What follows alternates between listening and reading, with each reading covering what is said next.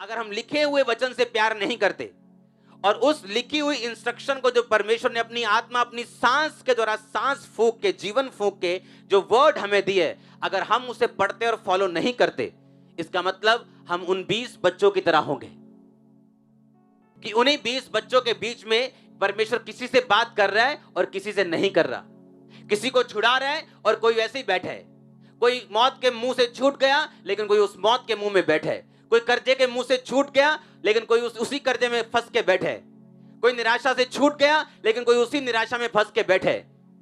एक ही फर्क है दोनों में, एक ने वचन को सुना है और उसको फॉलो किया है और दूसरे ने सिर्फ सुना है, फॉलो नहीं किया।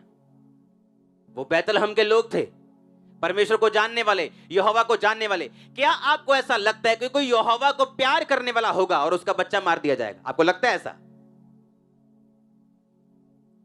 उसने भीड़ नहीं बनाई है, उसने तुझे बनाया है, मुझे बनाया है। हालेलुया। मत देखो लाखों की भीड़ यहां बैठी, नो नो नो नो। सोचो मैं और आप में बस एक दो जन। उसने आपको बनाया और मुझे बनाया। आपको क्या लगता है कि अगर आपके 2 बच्चे की जगह आप 4 बच्चे कर लोगे तो 2 को मार दोगे, 2 को छोड़ दोगे? गरीब हो तो बंदा सोचता भी गरीब है जी, खाने के पैसे नहीं थे। अगर आपके पास खरबों रुपया हो तो आपके 2 बच्चे भूख से मर जाएंगे, दो पल जाएंगे, ऐसा होगा?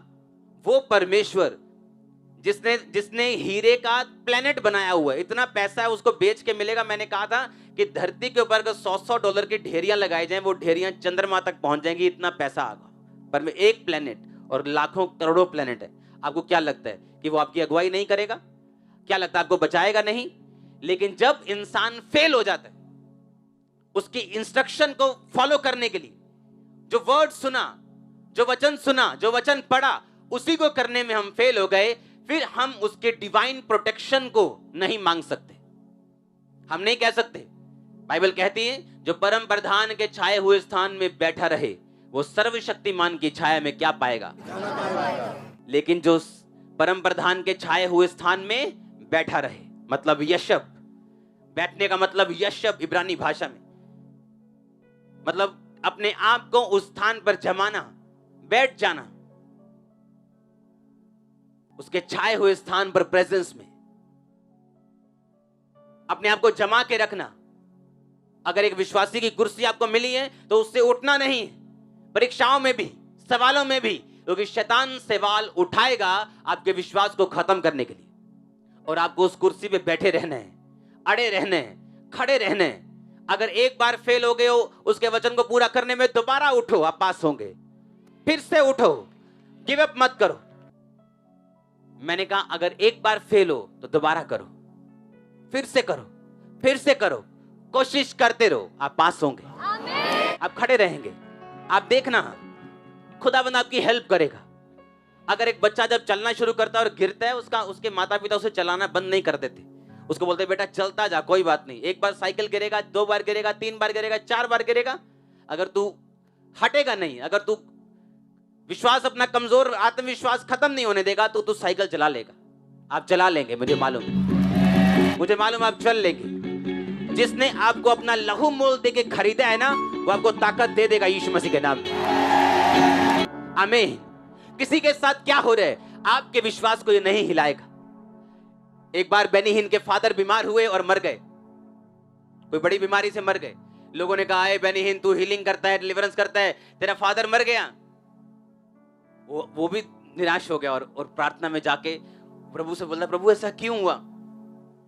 और प्रभु ने उसको बताया क्योंकि उसका फादर जो था वो लगातार सिगरेट पीता था।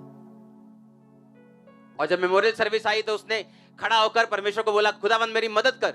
और जब वो खड़ा हुआ उसने बताया कि परमेश्वर ने सिगरेट नहीं बनाई, उसने नशा नहीं बनाया। अब अगर कोई विश्वासी पिएगा तो उसमें परमेश्वर की प्रोटेक्शन फिर नहीं होगी।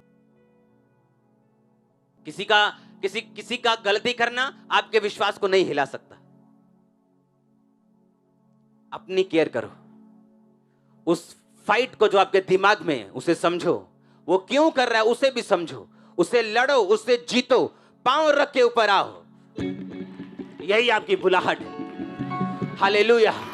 क्योंकि शैतान आपकी उस ग्रेट लाइफ को देखता है, उसे स्मेल आती, वो देख सकता है आपकी लाइफ क्या है, वो देख सकता है आप उसकी पकड़ से बाहर होंगे, वो देख सकता है आप एक चैनल होंगे हीलिंग का, डिलीवरेंस का, साल्वेशन का। उसे दिखता है, इसलिए वो आपकी विश्वासी जिंदगी को खत्म करना चाहते हैं, सवाल पैदा करके, क्वेश्चंस पैदा करके। हर एक व्यक्ति अपना बोझ स्वयं उठाएगा। Hallelujah, hallelujah. इंस्ट्रक्शंस, कितना प्यार है आपको उसके नियमों से। उसने कहा मैं तेरे धर्ममय नियमों को दिन रात बोलूंगा, दिमाग में रखूंगा, इनसे प्यार करूंगा। तेरी सब बनाई विधियों से मैं प्यार करूंगा, तेरे वचनों से मैं प्यार करूंगा। ऐसा क्यों लिखा भजनकार ने 119 भजन संहिता में? बताइए क्यों लिखा? उसे मालूम था कि अगर मैं वचन पे चलूंगा तो मरूंगा नहीं, मैं वचन पे चलूंगा तो डरूंगा नहीं, वचन पे चलूंगा तो कर्जे में नहीं रहूंगा, वचन में चलूंगा तो बीमार नहीं रहूंगा। उसे मालूम था ये बात। Divine instructions. बोलो अपने पड़ोसी को, ईश्वरीय अगुवाई खुदावंद तेरी करे।